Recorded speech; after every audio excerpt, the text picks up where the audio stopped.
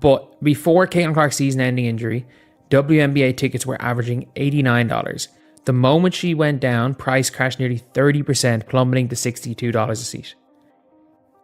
That's kind of crazy. And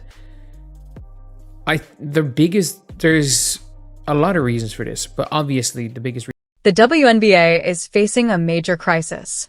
And the most obvious reason is the brutal financial and ratings collapse that has unfolded since Commissioner Kathy Engelbert helplessly watched the league's fleeting spotlight dissolve into chaos. What was once heralded as explosive growth now feels like a nightmare, unraveling quicker than a popped balloon. The WNBA and the Indiana Fever did not want people to know that Caitlin Clark was going to be out for the season. I can tell you, from the very day that they decided to let that go public, everything has dropped off a cliff. Views on this channel, the television ratings, the interest, Thanos snapped out of existence. People were trying to hang on to the possibility this whole time. Look, so many people stayed engaged with the team because they thought the cavalry... What set this disaster in motion? The Indiana Fever's bombshell announcement that Caitlin Clark won't return for the rest of the 2025 season. With their only true star sidelined, the WNBA is left confronting a harsh truth without Clark. The league risks being reduced to an anniversary exhibition that fans quickly lose interest in. The financial fallout from her season-ending announcement has hit like a sledgehammer. Playoff ticket prices have collapsed by nearly 30% overnight, with games that once commanded $200 seats now begging for buyers at just $25. This isn't just a dip. It's a free fall, exposing how dependent the league's entire economic engine has become on Caitlin Clark's presence and star power. July. The WNBA proudly flaunted ratings for the All-Star Game, which drew 2.2 million viewers. Of course, they conveniently failed to mention that ratings were down 36% from the record ratings that Caitlin Clark pulled the year before. Early August, ESPN pointed out that the Seattle Spankers and the Indiana Felines, without Caitlin Clark, drew 1.6 million on ABC. ESPN claimed that WNBA ratings were up 20% over last year, mostly without Caitlin Clark playing. But over the last 3 or 4 weeks, both the WNBA and the media have been strangely silent. I wonder... The Indiana Fever, once driving premium ticket sales all season, saw prices collapse the moment Clark went down. Road game tickets plunged 71%. Falling from an average of $137 to just $80.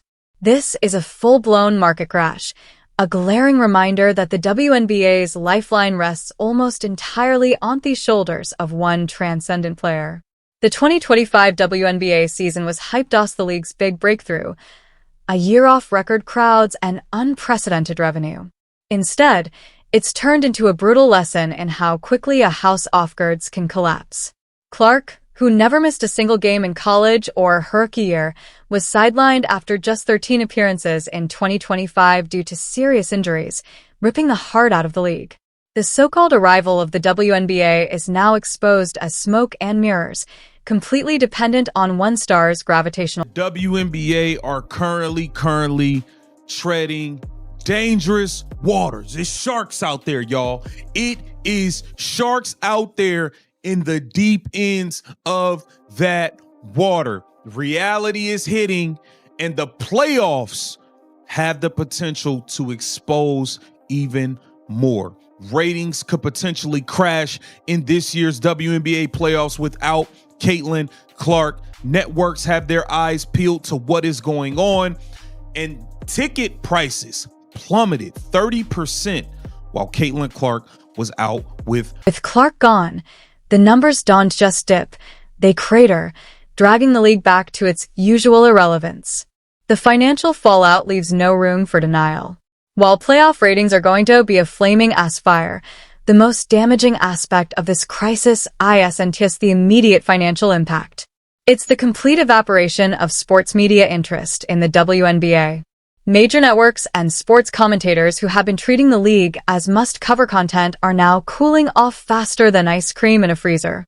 The same media personalities who proclaimed the WNBA's breakthrough moment are quietly shifting their attention back to more profitable sports coverage, leaving the league scrambling to maintain relevance without its biggest storyline. On one team, but a very big chunk of the total attendance in WNBA is from the Indiana Fever.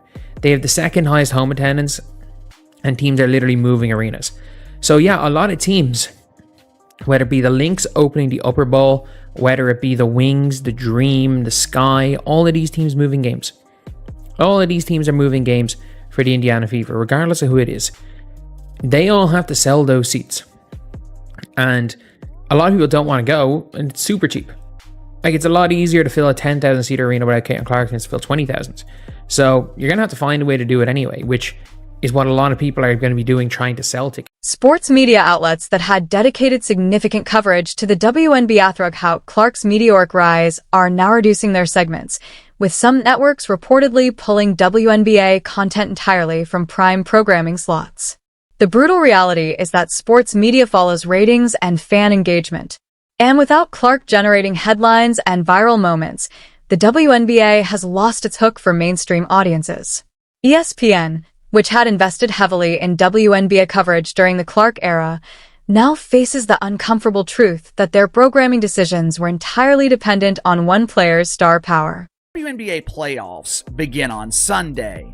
Have you noticed that no one is talking about it? This time last year, the WNBA was dominating talk shows on ESPN and FS1. Content creators on YouTube were flooding the platform with WNBA videos. This year, it's complete silence. Obviously, ratings for the playoffs are going to be a flaming ass fire.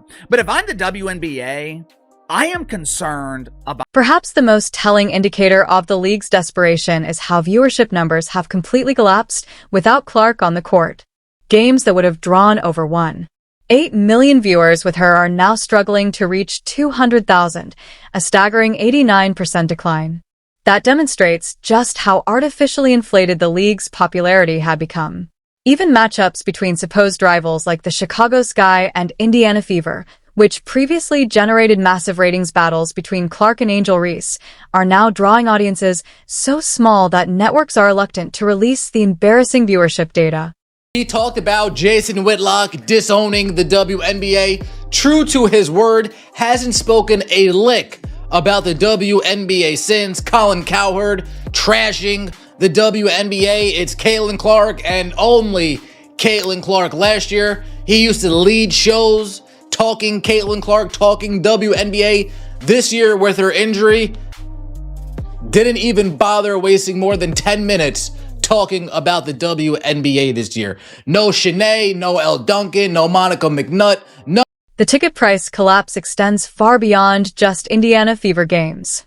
WNBA playoff contests across the league are experiencing dramatic price drops as fans realize that without Clark, the product simply isn't compelling and not justify premium pricing. This represents a fundamental shift in market demand that threatens the league's entire business model. The most infuriating aspect of this entire situation is how preventable it was. Clark's season-ending injury didn't happen in a vacuum. It was the result of a league that failed to protect its most valuable asset while allowing a culture of excessive physicality to flourish around it. Ratings for nationally televised games have mysteriously disappeared. I knew the WNBA lived in a world of make-believe, but I never realized they were magicians.